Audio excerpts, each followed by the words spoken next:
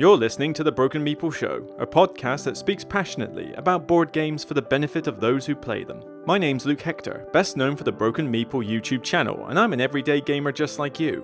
And I'll be talking about reviews, top 10s, and just about anything that connects me to board games, as long as I have a tea or coffee in hand, that is. So grab a cup, relax, and enjoy. And remember, it's only a game.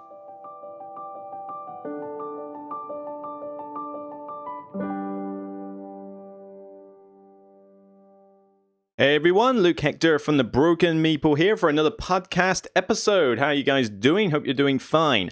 Yeah, it's been a long week, certainly, definitely, but I took a break last week. I mean, there was still a podcast episode, but I took a break from Saturday to Tuesday, well, Wednesday morning, technically, and visited some family up north. My brother lives up there with his partner and her two kids, and basically all us family, the immediate family, went up there to stay with them for a few days. It's the first time we'd been together in 3 years. No kidding. Last time we were all in the same location at the same time was at my other brother's wedding. So that's going back a bit. Otherwise, typically Christmas and all that, there's usually at least one brother missing, usually the one from up north because of distance and him having to deal with the family up there as well. So it's certainly a bit of an experience, and it was a nice sort of break. I got a bit of rest throughout it, but me with kids usually does end up being a little bit more stressful than I would like. But, other than that, it was just very nice to see the family. It was quite emotional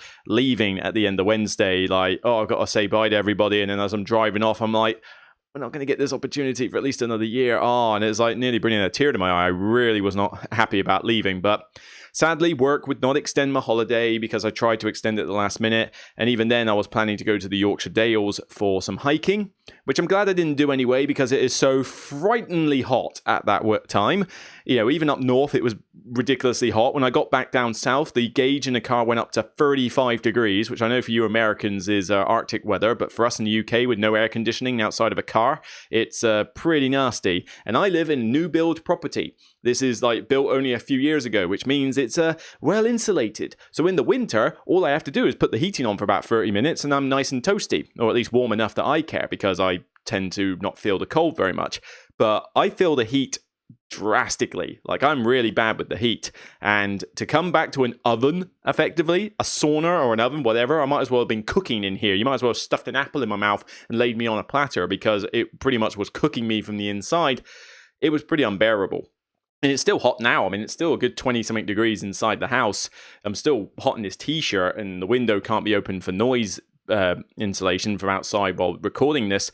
So it's already pretty hot, and I've even got a coffee in my hand, some Brazilian decaf, and, I'm kind of struggling with the heat, but it is cooling down. We're getting rain. The temperature should be normalizing now. Certainly this week it should be going down to the low 20s, and I'll be more than happy with that. That's as much as I want the summer to go. But the sooner we get into autumn, the better.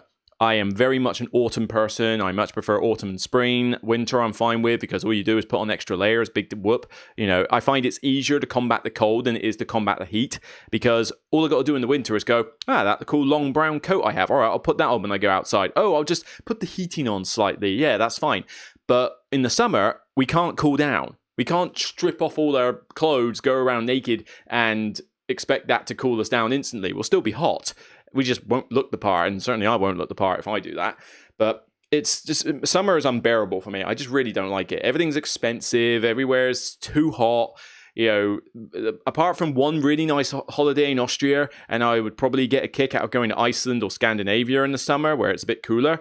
I don't like to go anywhere really in the summer. It's just too hot for me. And that's why I'm glad I didn't go hiking because we went on a small hike with the family, and it was kind of 28 plus degrees, and it was unbearable. I mean, I would have not wanted to try and tackle the Yorkshire Free Peaks with that kind of heat. It would be ridiculous. So I'm going to resume this in September, late September, when I go back up to the same family for his partner's 40th, belated 40th birthday, thanks to COVID. and I will extend the trip and make it a Yorkshire Free Peaks hike then. Autumn is the perfect time to go walking. The colour, the nature, browns and reds everywhere with autumn leaves and that as well. I mean, green's my favourite colour, but autumn just paints a very pretty picture. But it will also be cooler. All I've got to do is put on an extra jacket, whoopie-doo. It won't be too wet. It will be nice weather, and it won't be too expensive either. So that should be really nice.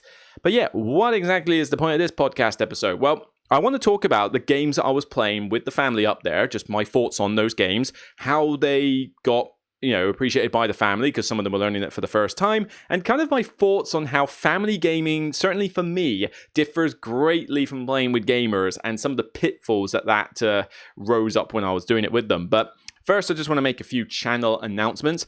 Firstly, I probably am going to revert to bi-weekly for this podcast. I know I said I was going to do it weekly, and that should be fine, but there's a couple of things that have come up. Firstly, my job has given me a kind of ultimatum performance-wise at it. Not to say I'm doing a bad job or anything, but there are things I can improve on.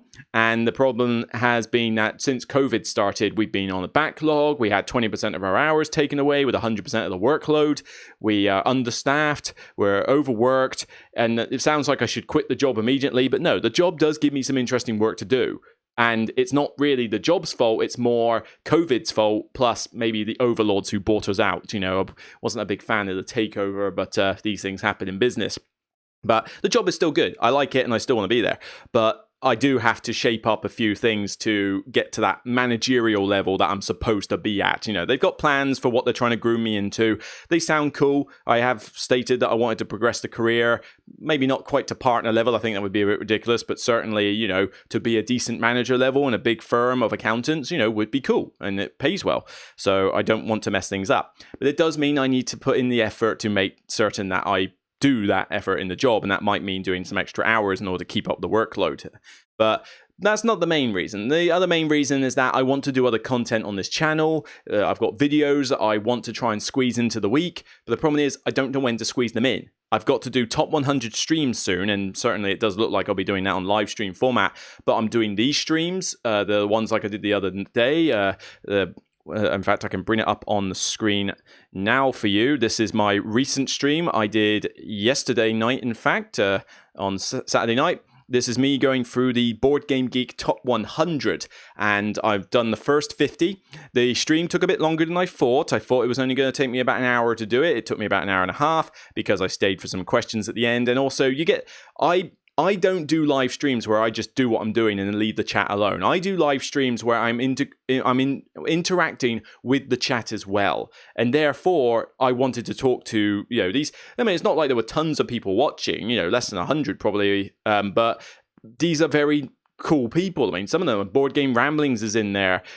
One Pit Wonder, two loyal followers of mine, John Stone and Yvonne Stone. There's some people here I recognize from Twitter and gaming and other creators, and they're very good at chatting on here. I mean, you can see that the chat is going at a decent rate. I can keep up with it. People are interested to hear what I've got to say. I'm interested to hear what they say, because our opinions will differ on what I think of these games. And the stream was good fun. So that I do urge you to go and see. It's doing pretty well so far in terms of views. 740 already in less than a day. That's pretty good going for this channel at the moment, because the YouTube algorithm seems to be screwing me over at the moment and getting my content out there. But yeah, this was a good stream to do, and I look forward on Monday evening at 8 o'clock BST, British Standard Time, to go through the top 50, where you will likely hear more rants, because I will be no doubt getting into ones that I think are overrated. But yeah, so that should be good. But the thing is, I've got other content I want to do as well. I've got 2 videos I want to put out, as well as having to get the third part of my board game glossary done, which has had good feedback as well, even if the views don't seem to be justifying it. But, people are finding it useful, so I'm going to stick with it. But the problem is I need to fit that in, as well as the top 100s. But I've also got 2 other videos I want to put out. I've rendered them and they're ready to go out, although I do need to record maybe a promo. For one, because the channel promotions that I'm doing need to start coming in at some point, and once I record the next piece of video content, I can slot them in. But with the pre-rendered stuff, I can't do that yet. So be patient, they are coming. But I've got Citadel's Movers and Shakers episode where I talk about how it's gone up in my rating. And I've also got a Ticket to Ride mini box expansion comparison where I talk over what the differences are with London, New York, and Amsterdam and give my verdict as to which one is the best of the three. But the problem is I need to squeeze that in somewhere. And I was planning to only do one video a week. But I can't do a video a week and the podcast and put those two videos out in the same week because they need to go out at some point and keep that up on a regular basis, because then I'll be back to the whole burnout thing of trying to do 4 videos a week or 4 pieces of content a week, and it's too much. I don't want to hit burnout again.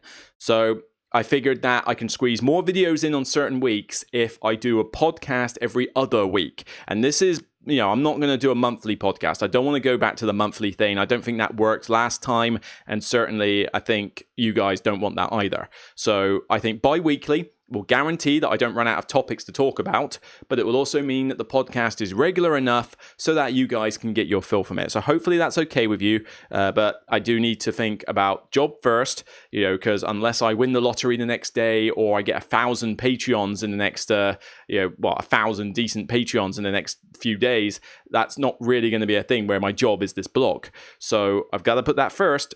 And I need to also get my social life in check, because it's hard to get a lot of my social life, under wraps when you're trying to balance everything as well. Bear in mind, I effectively have 3 lives: my social life, the blog, and my job.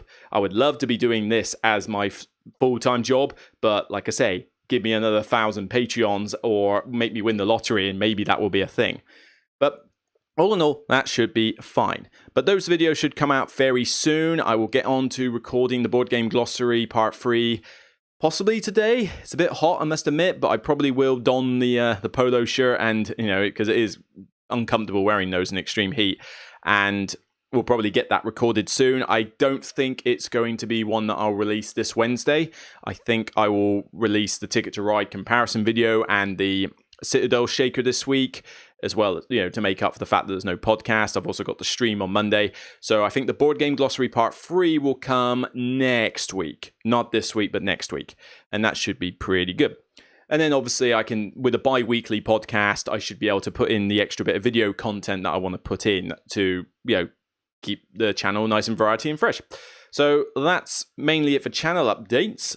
So what's the deal with the games that I took to the family? Let's get on with the plot. Well, I have a few favorites that I take along anyway, and they already own some of the ones like Ticket to Ride and Splendor, which I've already pretty much ingrained into their heads. And also Baron Park as well is one. So those 3 are already ingrained as favorites with the whole family. They've all played it, they all love them, and perfect. So no problems with those. Certainly, if you've got family members, I highly recommend Splendor. In fact, in case you haven't heard of these games, let's actually make use of this deluxe podcast format and talk a bit more about them briefly. So Splendor is an engine building game. So simple. Literally, I recommend this to people at Dice Portsmouth Cafe all the time whenever there's 2 people who've never played games before and they're like, oh, what game would you say that would be good for us that we've never, we don't know what we're learning? And it's like, well, Splendor for a kickoff. You can literally teach yourself in 5 minutes, or I could teach you it in 60 seconds, and it works great. But this amazing little engine builder that's just so simple, so colorful, easy to play. Even my parents can get it, and let's face it, that's saying something. And certainly one that will go over well with families in general. Baron Park is my favorite polyomino style laying game. I don't know why they still call it Baron Park. Why couldn't they just call it Bear Park? But regardless of what, call it Baron Park in Germany, yes, but why couldn't it have been translated overseas? Because now you've got Baron Park, the Bad News Bears, and that's just a weird expansion.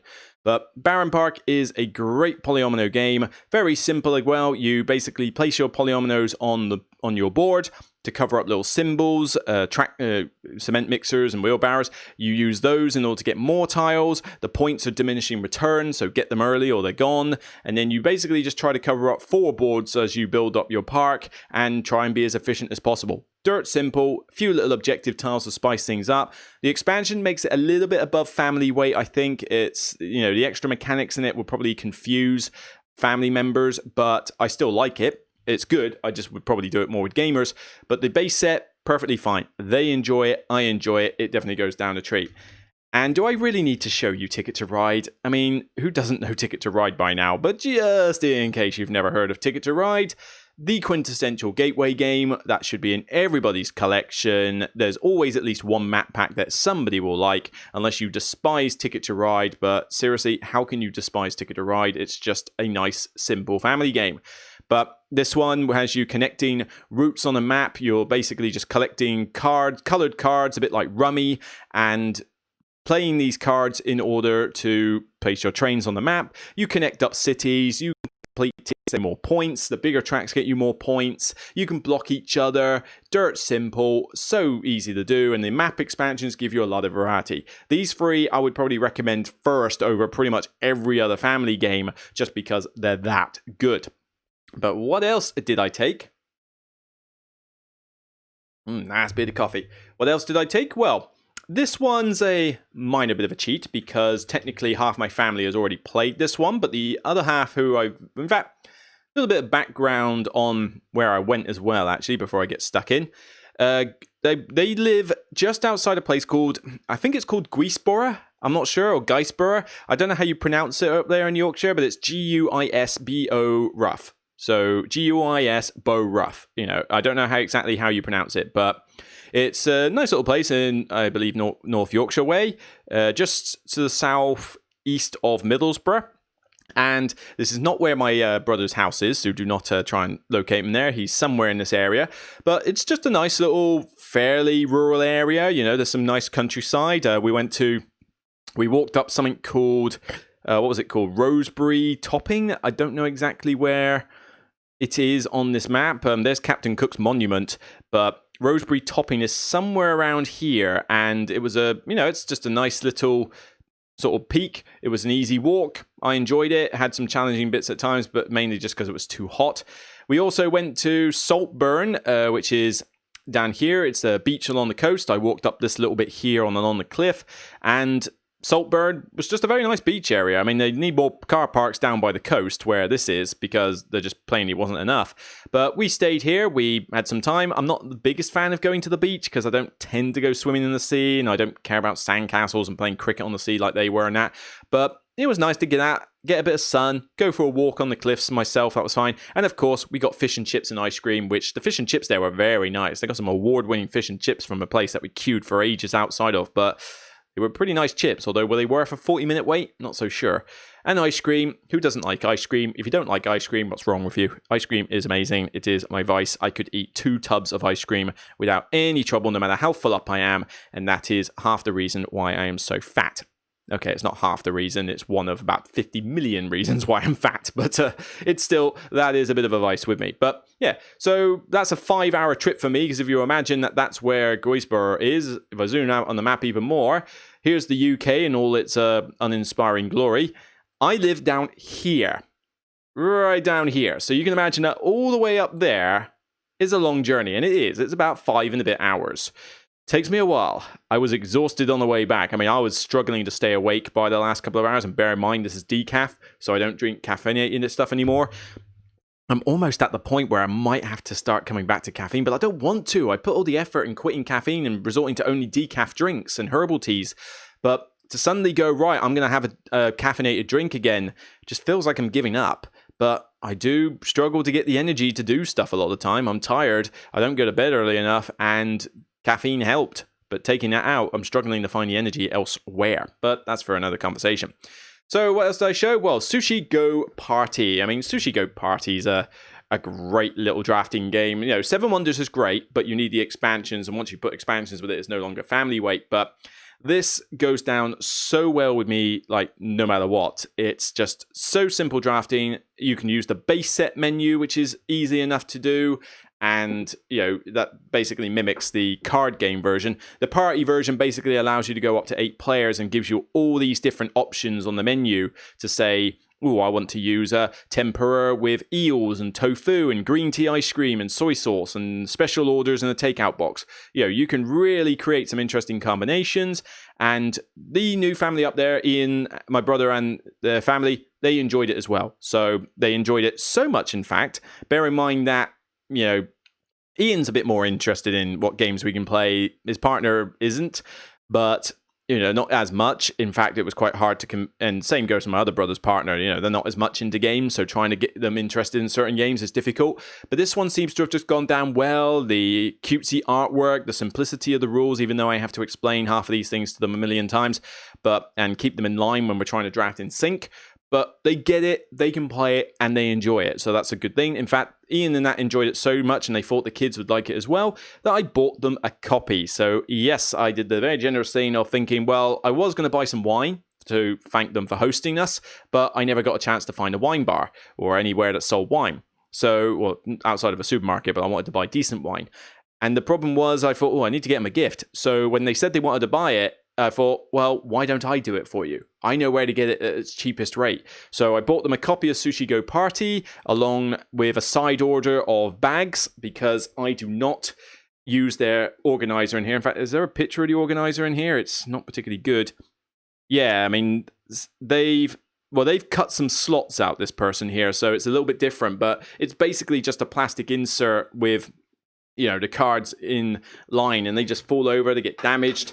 The way I do it, though, which is it's a bit more messy, but it works for me, is that I basically bag up every single card set along with its tile. So basically I go, right, am I playing with soy sauce? Well, there's the soy sauce bag. There's the nigiri bag and things like that. Yeah, it's a bit more messy, but at least it means I can easily find the cards and put them away again.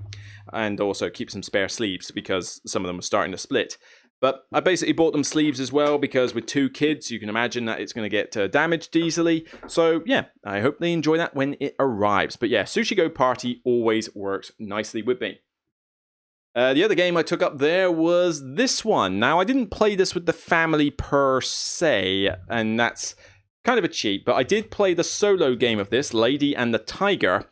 And I do enjoy the solo game in this. It's a nice little puzzle. I have not had a chance to try the other games yet, but I have learned the rules to them now.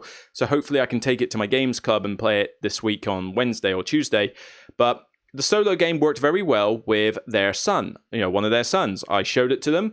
Easy enough rules. He got it fine. A few tactics needed to be learned, but that's the same with any kid playing any game.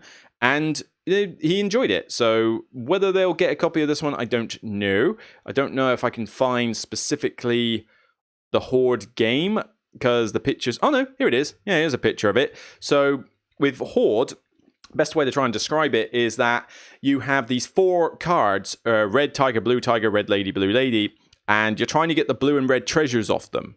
But the cards dictate which cards you're allowed to manipulate, and you can't remove treasures until you get rid of the white and black trash gems.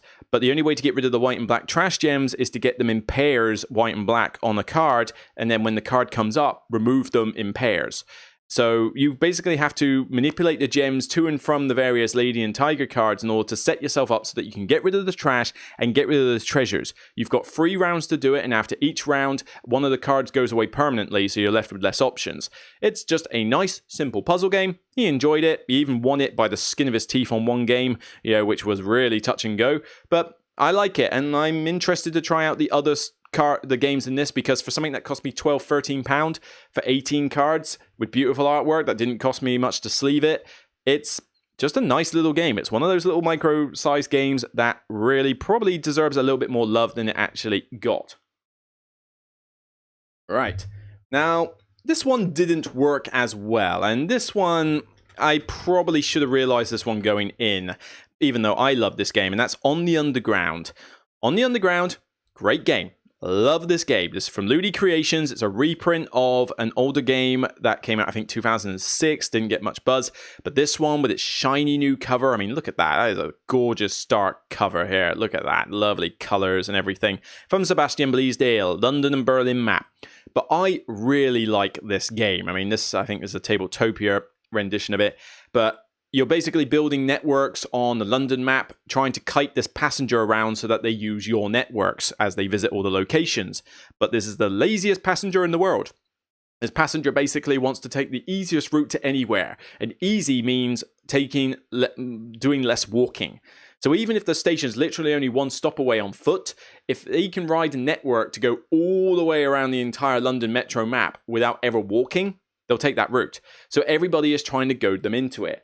And it just creates such a good amount of tactical decision making, because you can't you can't strategize that much in this game. Yes, you can build up a network to think, oh yeah, this is pretty good, and later on he's going to visit that side of the map, but you've got to kind of react to how the board develops, and it's a brilliant game. I think I've reviewed it. I'm not sure. Have I reviewed this game? I'll have to check, but it just works so nicely as a tactical game. But there was a problem. I played this with my other brother and his wife, and the brother didn't mind it, but he APs quite a lot in games, and this one kind of threw him for a loop because you have a lot of options that you can do, and it didn't quite play out as easily as I thought it would be for it. The wife, on the other hand, pretty much decided after 5 turns she wasn't a fan of the game. Unfortunately, she has a habit of doing that with most games, and so does my other brother's wife. I don't know why why the wives in our group are so quick to judge a game literally after 4 or 5 turns. I mean, granted, there are a lot of games I hate. I probably will not like certain train games, but I will play the games. I mentioned on the Board Game Geek Top 100, actually, I've not played Mombasa or Troyes, but I will play them. I mean, Mombasa is a heavy game by Alexander Pfister. I don't have a great reputation with those sort of games, apart from Maracaibo, but I will try it. I will give it the benefit of the doubt before I make a judgment call, and if someone wants to show me Mombasa, I'll play it. You know, every game should be played at least once fully before you judge whether it's the game for you, and even then, you can't review a game, really, until you've played it several times, because you need to understand more about it, but I certainly got to try it. But yep, it turns out I do have a review of On the Underground. It was December 2019, literally 2 days before Christmas, that I did a full review of it. So if you want to check out more details on the Underground, check out my review. But I really enjoyed this game, but the wife, the brother's wife, really did not. I mean, it just, she didn't quite understand what was going on. It creates a lot of tactical play that you need to be aware of. It's hard to judge exactly where, you know, this guy's going to go easily, or like whether your network should build out this way or that way. And it just made me realize, oh yeah, even though that this basically is Ticket to Ride levels of rules to teach you, it is definitely a gamer game in terms of the tactical thought that you have to employ every round. And I think that was just a bit too much for them to handle.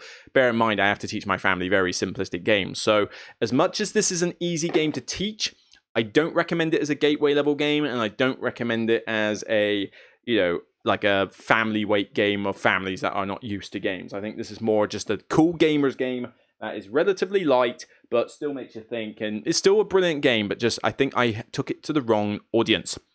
Okay, next up. Now, this one, at first, they were not too keen on it because Jade played, my brother's partner played Dixit with us, and we all love Dixit. You know, my other brother and his wife adores Dixit, you know, but unfortunately, my elder brother's partner, did not take to Dixit at all. Like, she hated it within about 2 turns of the game, which bugged me a little, but we'll get more onto that in a minute. But we did try Hive Mind, and at first, they didn't sound like they were going to be keen on it, the ones who had not played it before. But this is one of the most underrated party games ever. I mean, this is ranked 3,271 on Board Game Geek, and it is a crime that it is rated that low. Richard Garfield did this one, Kalupi Games promoted it, but this is a great party game. It goes down well with so many people, and I don't get why it didn't get much more love. This is basically the opposite of Scattergrease. Scattergrease had you trying to come up with answers to questions different from other players. This one wants you to come up with answers that you think the other players will also put down, hence Hive Mind. And there's no winner in this. Essentially, you have to avoid getting kicked out of the hive. So this hive here on the screen enables you start at the top, you slowly get kicked out, and you're trying to not get kicked out of the welcome mat there, because as soon as you do, game ends, you lose, and that's it. There's no winners, it's just a case of don't get kicked out. All the while, this queen bee is moving around the board, dictating how many players will get kicked out if they do badly in the round. But the crux of this game is that you have these cards with all sorts of questions like 3 things at a funeral, 5 things you put in your pocket, 6 things in the night sky, 3 ways to fill in the blank. I thought I was drinking water, but it was whatever. And what is the best color? And you can make up your own. But one person reads this out, and everybody tries to write down answers that they think the whole group will put down. So common answers, not necessarily clever answers, and certainly not their personal opinions. And some of that really comes on. I mean, there's who in this picture here, Who are 4 overrated actresses? Well, I know who I can think of who are overrated actresses, but does that mean the rest of the group will agree? It's a difficult one to call. And essentially, they get read out, and you get a point for everybody, including yourself, who wrote it down. The lower points, depending on where the queen bee landed, will get kicked down a notch. The higher ones will stay where they are. And it's just a case that you've got to try and think like everyone else. But this causes so much funny discussion. I mean, you can play this between 3 and 12 players. It works better with more players, but 12 is a bit much. But certainly playing this with anywhere between 4 to 8 players, I think is a pretty good benchmark. It takes a little while to play sometimes, maybe about an hour, 45 minutes to an hour tops, but generates so much good debate, because you'll have somebody there going like, 3 things at a funeral, hearse. Well, nobody put hearse down. What? Oh, come on. And it creates that kind of fun frustration in people as they're sort of going, I had one question, what's one of the first things that comes to mind when you think of Rome, right? First thing I put down was Romans. No one else put Romans. It's in the title. Seriously. I mean, how could you not put Romans down? And it creates that, but then you get the fun times when people agree with each other, and then listening to other people's stupid answers. Like my brother at the same time misunderstood the question and thought it was, I thought we were talking about ancient Rome, because he's into like history and stuff like that. I mean, his wife's a history teacher, go figure. But he thought it was ancient Rome, so he came up with all these like particular things that were ancient Rome specific. It's just like, you're on your own, Kieran. 1 point. Ein point. What's 1 point in Italian? I don't know, but it was just great to listen to like some of the banter going round, and it creates fun arguments. Nobody's ever getting riled up in this game. You public vote as to whether something's allowable or not, but I find that this game just works so well as a family game, as a gamer's party game. People I've shown it to have been pleasantly surprised about how interesting and fun it is. We even trolled the owner of Dice Portsmouth with this. I remember have I got time to talk to you about this story? Half an hour's already passed? Yeah, why not? We trolled the owner of Dice Portsmouth, me, the other owner, and a friend of ours. And basically, we had a question saying 3 methods of communication. And the guy had to go away because this was at a Dice Portsmouth event before they set up the cafe, where he had to welcome guests who had turned up for the event. So while he was gone, we all discussed, the other 3 of us, what answers we were going to put down. And we were going to come up with some really weird, obscure methods of communication just to troll him. So when he got back, we got him to start off after we did the 2-minute timer. And there's a 2-minute timer, but you really don't need to bother with the timer. Nobody ever runs out of time really writing down these clues. And we got him to go first, and he came up with like phone, talking, email, the general forms of communication. And all the while, not only have we not written those down, but we were also making comments like, I don't really find myself calling anybody these days. I mean, who uses their phone to call anybody now? It's a smartphone. And we made up these excuses, which got him like, okay, what's going on here? But it got better, because we then got the other owner of Dice Portsmouth to read out the 3 answers we'd all previously agreed on. And I forget what the first one was. I think it was something stupid like tin can and string or something. But, whatever. A really weird form of communication. But we were going to up the scale, up the ante each time. So the next 2 are even worse. But we all put it down, and it's just like, really? That was the first one? And you can just see the look on his face slowly degrade into madness as we're reading these out. The second one was smoke signals. And it was like, oh yeah, smoke signals. I mean, the first thing, I was watching Robinson Crusoe the other day. It just instantly sprung to mind. And I've used smoke signals in the past, set up in my garden. It's all pretty good. And it's just like, okay, hang on a minute. What is going on here? This is not right. And it's like, he's at the pinnacle of madness.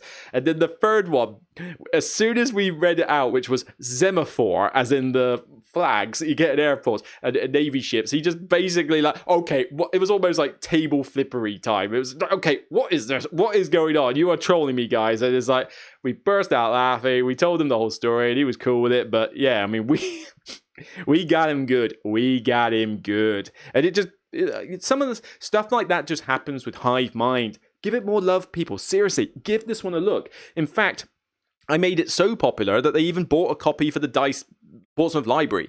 I think one of the guys who worked there enjoyed it as well. I showed it to people, and they're so like, oh yeah, this would be perfect for the library.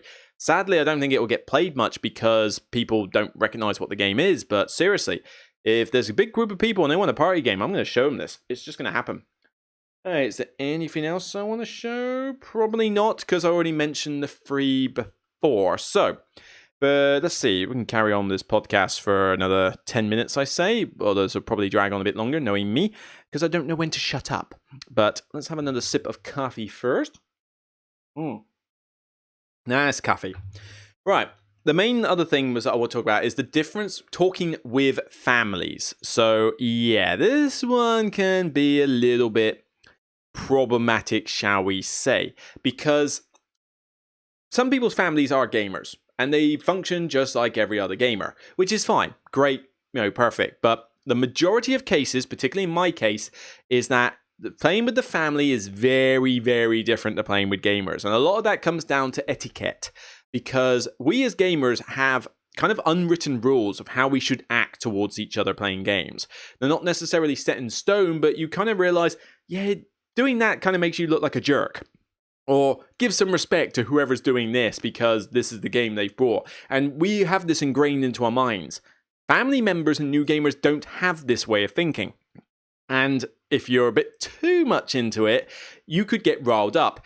And my family is already very competitive, but they also know how to twist my gears a little bit. They know the best way to wind me up and tick me off, in a fun way, but not in a mean way, but they know how to, they know how to push me buttons. And all families like that, I guess. And so I'm trying to teach games, and I'm realizing that, I've got to drown out the fact that these are not gamers. These are my family members. Therefore, they're not going to follow the same rules. It's going to be harder to teach them the games, and you're probably going to find them doing stupid things during games that most gamers wouldn't do, but they're your family. You can't choose your family. I love them to bits. I love them with all my heart, but playing games with them can be both fun but also quite frustrating. I mean, firstly, several of them are quite prone to analysis paralysis, and if you haven't checked out my board game glossary to know what that means, please do. But they take a while to think about their turns, even with simple stuff like Sushi Go Party. I mean, we might have already finished drafting the card, and one of my brothers will be there still thinking about his turn. It's like, seriously, Kieran, you've got to look at a dumpling, an eel, and a maki roll. Just pick one, but then I need to be more respectful for the fact that they're not used to games, and therefore wouldn't necessarily pick them up as quick, which is fine. That's on me. But there's other little things that they do, which, like I say, it may sound like I'm ragging on them, but no, I love my family to bits. But this is kind of like a teaching tool to others out there, as well as kind of like a self-awareness tool. But one of the things that they really were pushing my buttons on, and it really got me going on a couple of nights when I was already a little stressed, or maybe probably had too much to drink, was the fact that when you're with gamers, you typically have this ingrained in your mind that you, to put it not too bluntly, but you basically shut up when the guy is teaching games. When the rules teacher is teaching games, sorry. And with this, basically if someone is teaching you a game, they've brought it out, they laid it out, you keep quiet for the rules explanation. You ask questions if you need to, but you don't chime in interrupting the guy. You don't jump in to introduce rules yourself while they're teaching someone who hasn't played the game before. You keep quiet and you let them teach.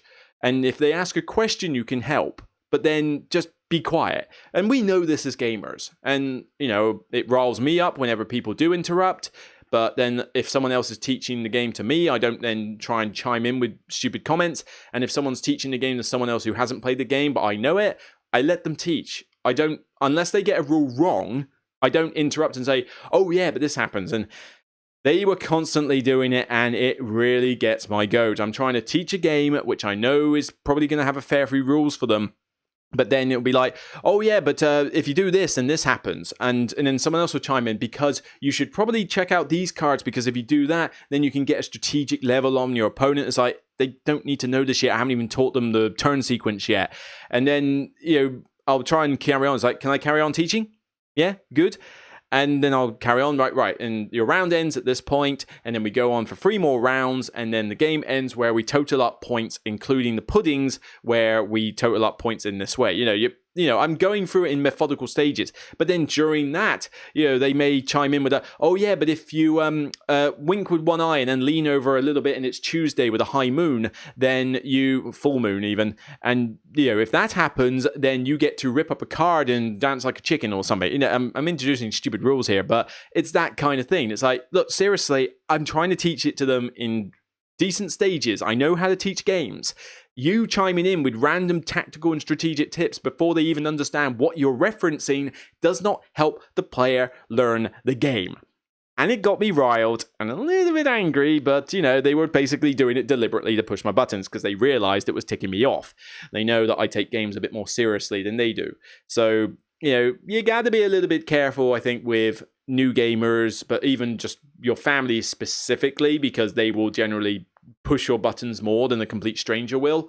And sometimes you just got to be aware that it's going to be a little bit more stressful doing it, but you'll get a good reward out of it because they'll play the game, hopefully like it, and then you get to see that cool look on their face as they say, oh yeah, this game was fun, I'd like to try it some more. And it's like, great, you remind me of what I was like when I first got into gaming. Trying to find other characteristics as well. I mean, I mentioned about the two girls judging the game too harshly too early. That gets on my goat as well, because I will dislike games, but I'll play them first, usually multiple times, but I will certainly maybe have my first impressions after a first game. But these were basically like, I've played it 2 rounds, and it's like, I'm not getting this. I don't like it. This is a rubbish game, and it's like, seriously? Are you doing this to just tick me off? Or are you actually being serious here? Because as gamers, I would like to hope I don't play games with people who judge the games so quickly. Like, 2 turns into it. One of them didn't like On the Underground, and we barely played 5 turns. Not 5 rounds, 5 turns. Barely anything has happened during that point, and they're already declaring it as a hated game. Seriously? Play it. Put the effort in, and at least put the time in to, try and get used to the game. If you still hate it after you've played a game of it, then fine. But don't make a big deal out about it. Don't wreck the game for other people. And certainly don't, judge it so quickly, because you'll be surprised what you can come across. In fact, Hive Mind was a great example to this, because a couple of people had already, the same people who didn't like Dixit much, had already thought, this one I'm not exactly going for either. But they were quick to chime in with interesting, funny comments, and there was laughter across the whole table, so I think they changed their tune a little bit once we got to the end. Maybe they don't necessarily love the game that much, but certainly they don't hate it anymore. So, you gotta give games a chance, even if you think, it may not be for me. I mean, I still do that with train games. I asked my friend to teach me Mini Express, or whatever it was, the new kickstarted mini game, and I played it. I still find it boring, but it's simple, it's quicker, it basically is a lot better than playing a full 18xx game, but it is basically just 18xx distilled down to 45 minutes, so it's still boring stock manipulation, and I laid a train here, and dividends from this. It's like, whatever, I don't care. So I don't like the game, but at least I tried it before I made that judgment, and it does irk me when people are a little bit too quick off the mark to sort of say your game is trash. It's like, well, you're not making it fun for us to teach you a game if you're just blatantly every turn saying, I don't like this game. It's like, come on, bit more respectful. But again, family versus gamers. Different breed, different styles. Again, if you're lucky enough to have gamers who are family, then fantastic. You're in a good place. But for me, I've got to take it easy because my family played board games, but they've been so used to the Monopolies, the 80s games, the stuff we used to play. They have not seen all this modern stuff. They don't know the deal with this. It took them a while to get used to Ticket to Ride. But once they did, they had a better appreciation for the stuff I do and that. And so I have to be careful with the rules I teach. They've got to be simple games. I think Catan would be too complicated for my family to learn. And this was one of the early 90s gateway games of choice. But I just think it would throw them for a loop too much. I don't think they would get into it. But, I've tried other ones as well. They don't like co-op games, so Pandemic's out of the question, despite my brother trying to make that one a thing. But, yeah, it was decent enough time, and we had some good fun playing games, and it was great that they latched onto Sushi Go Party with, a lot of adoration, and they enjoyed Hive Mind, and they still like Baron Park, Ticket to Ride, and Splendor, so there's still some games I can teach them that they do really like. And, I think I taught a few of them Love Letter. And I don't know what the parents thought of it. I think they were fine with it. Not my parents, my elder brother and his partner. But their kids seemed to like it. They enjoyed it enough, and maybe they can grab that. It's a cheap little game, but that seemed to go down pretty well. So, yeah, different strokes for different folks. But there is just that thing where, I've got to be a little bit careful. I admit, for when I'm teaching family versus teaching gamers, because it is teaching two very different groups of people in terms of attitudes and experience. And it's a learning curve for me to understand the best way to go about it. But, you know, it's just some advice for you people out there as well. If you normally game with other people and your family are new to this sort of thing, you need to be willing to maybe just tweak the way you do things, tweak the way you teach, tweak your attitudes to them. You know, don't start labeling them as like, oh, you're the analysis paralysis person, you're the slow player, you're the min-maxer. They're not going to understand it, and to be frank, you don't want to put them off the hobby, so these are kind of attitudes you need to avoid. And, you know, with my family, you know, they're just putting my buttons for a laugh, and they know that I mean well. But, you know, even I've got one or two things to learn. So we're up to 45 minutes. I think that's a good time to start wrapping up the podcast. In terms of further video content, I already mentioned the Citadels and the Ticket to Ride comparison. I will get on with the board game glossary part 3 soon. The top 100, I am still debating as to whether to do it as videos or live stream, but so far, people last night were saying that they would prefer a live stream.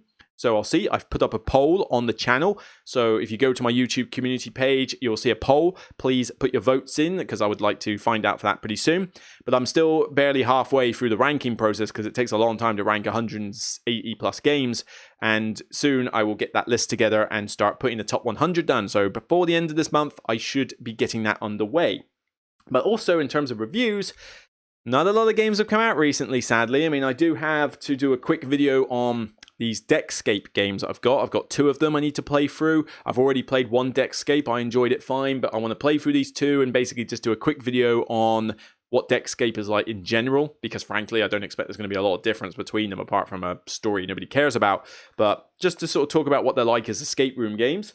But I also have a game that I've had on my shelf for ages in shrink wrap that I've never got around to playing, which is this one. Alabari, A Nice Cup of Tea. Now, Snowdonia is okay for me. I'm not the biggest fan of it, but this one might be a better version. I'd like to try it. The problem is, the reason why it's in shrink wrap is because I got this literally the day, like about a week into isolation. So there was no way to play it. Now, granted, I could have played the solo mode, and I still will, but I didn't want to make my review just purely the solo mode. So I figured I'd bide my time, just keep it on the shelf until I was ready. And now that I can go back to the Dice Portsmouth and play games, I think I need to get this one out, learn the rules to it, and, you know, get it played properly with other people as well as solo. So this will take a little while to get going, because I obviously need to play it in that. But, you know, that is definitely going to come in the future. On top of that, I can also say that I've got... Sorry, I hope you can hear me. There you go. I've got Glasgow in the post recently. This is the 2-player little city builder game. Will it be any good? I have no idea. I mean, the title and the cover certainly isn't winning me over, but Glasgow City I went to with my ex-girlfriend, and, you know, it was a nice place once you get inside the city centre, that is. And maybe this will be good, I don't know, but it's a 2-player game, so I need to find a situation where I can get a 2-player game to the table.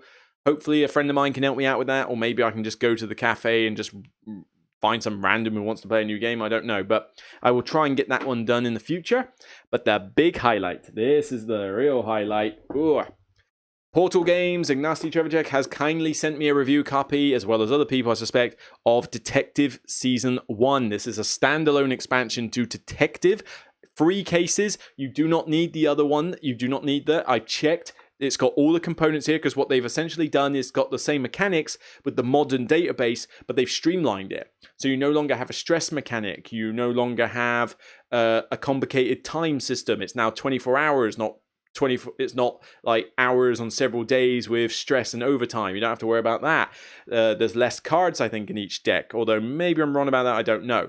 But they're meant to be kind of like 90-minute cases. So 3 cases, 90 minutes, probably longer, 2.5 hours if you've got a group of you. Probably for me, 60 to 90 minutes for a solo game. But I'm excited to try this, because more detective content, I'm up for it. But if this is a good standalone game and they've simplified some of the rules, this could potentially be the first call for anyone be playing detective, because the detective campaign is a 5 campaign 5-module campaign beast of a game. That's like expert mode. If this is easier to do, then maybe it could be really good. I don't know. But I'm looking forward to playing these ones, but we're not allowed to talk about it much more in terms of review until September the 1st. There is an embargo on the game because it's being released in mid-September. So I will try and get a video ready, up and running on September the 1st for that day to give my full review of it. So we shall see. But yeah, that sounds about right. So if you've enjoyed listening to the podcast, then please leave a like and a review on Apple, Spotify, SoundCloud, whatever platform you listen to the podcast on. It would be great. Get it out there, share it about.